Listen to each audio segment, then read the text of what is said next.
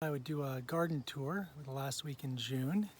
You can see that the corn is actually starting to tassel, which I'm pretty excited about.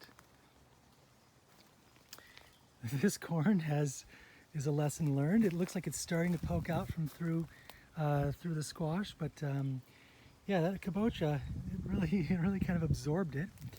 So corn is about 2 weeks apart. So we have another row here, sunflower, some pak choi, some basil, and then another row of corn. You can see some of these kabocha are really starting to kind of take off.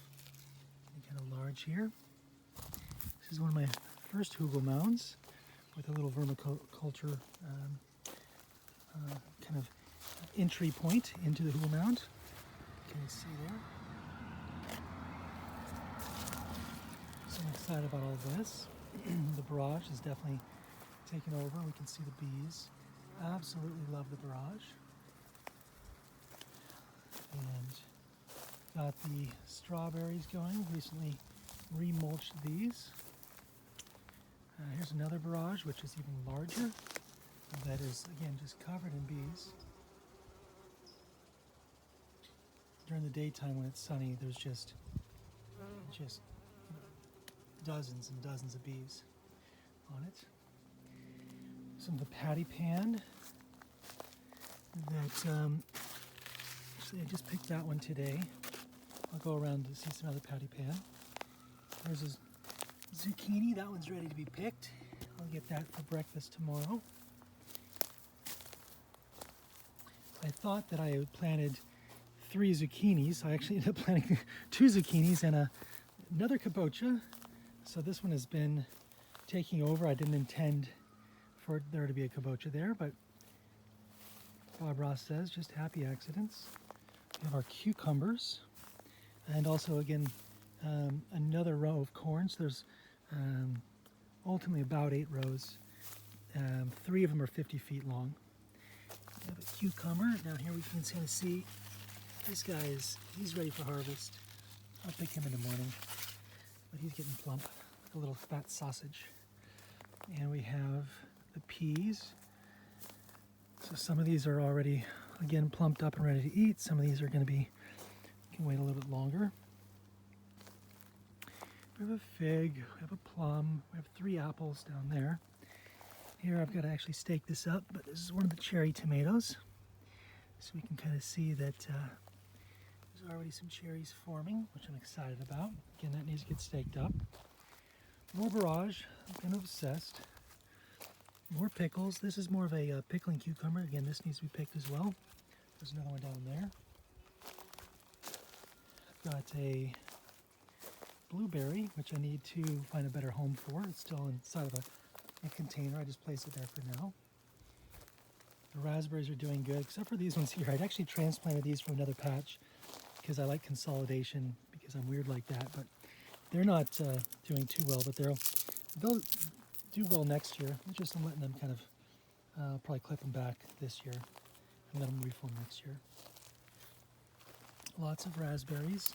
These are just so sweet and good, and just so many been coming through every day. You need to stay on top of them. Lots of raspberries. Yum. Have Echinacea. And oh wow, here's a patty pan. Right there. Some chamomile, bee balm. We have some peaches on the peach tree. You can actually look at some of these are doing quite well. Already starting to get a little color on them. More patty pans. Leaves here, we can kind of see some patty pans here. And for the most part, that's the food for us. There's more strawberries, nasturtiums, more squash over there. We do have, I'm not sure if I showed you. Let's go take a look. The flowering asparagus, which I think is just gorgeous.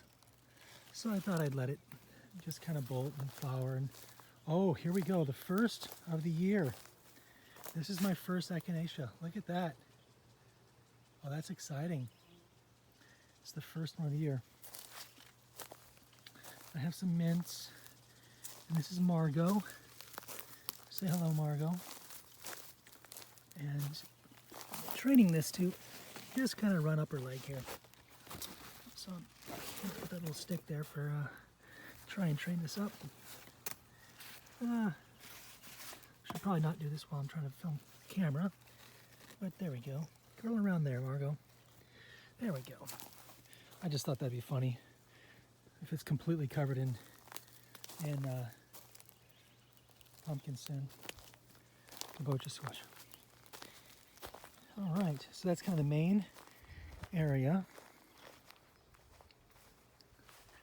And moving into kind of the supplemental ancillary garden here. So we have our broccoli, which is doing pretty well. Yes, I know they're very close together, but I'm gonna let them have fun like that. Let them have friends. Everybody wants friends. And here we go. This is my tomatoes.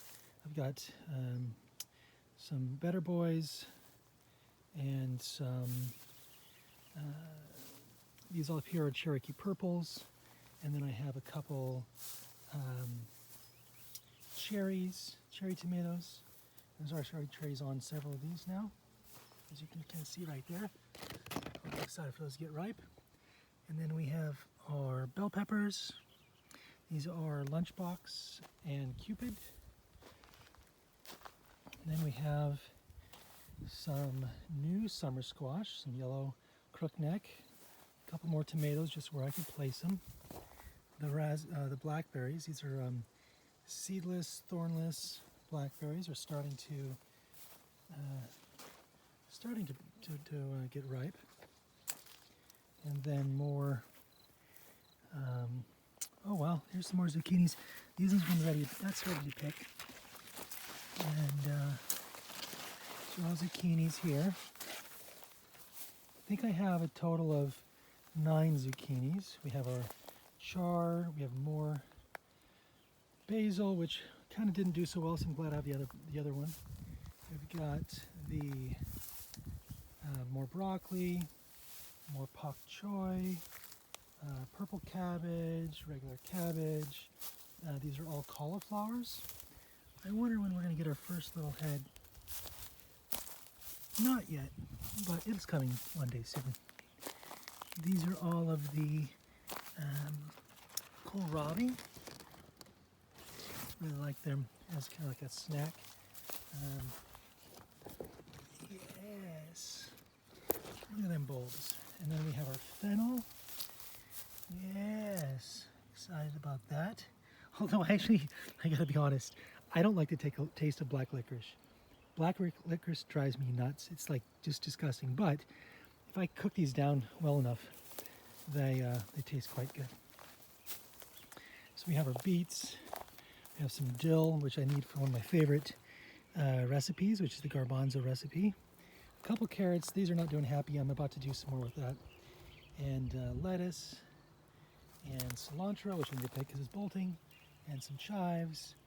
Another yellow squash, which I actually thought was supposed to be I got it from a neighbor. It was supposed to be a spaghetti squash, but it's going to be a yellow squash, a summer squash. So I'm really excited.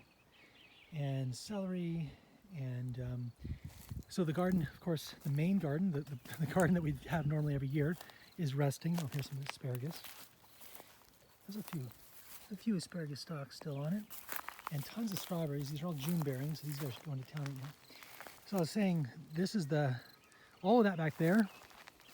That was obviously just like I put that in. I reclaimed that space because this is the actual garden, but we're letting it rest this year. But God gave me a nice little gift, and there's a perfect row of potatoes from last year. I thought the gophers ate them, so I didn't even bother digging them up. And this year, now I have a beautiful row of potatoes. So thank you, Jesus. And then, other than that, this is all resting this year. That's a gift. And here is more strawberries. Yes, I do like strawberries. We have our grapes. and some jalapeno peppers, and this is all butternut squash. So I'm excited for these to start making us some little butternuts. Yeah, so that's kind of that's the garden in a nutshell. And yeah, there's the tiny house. All right, night night.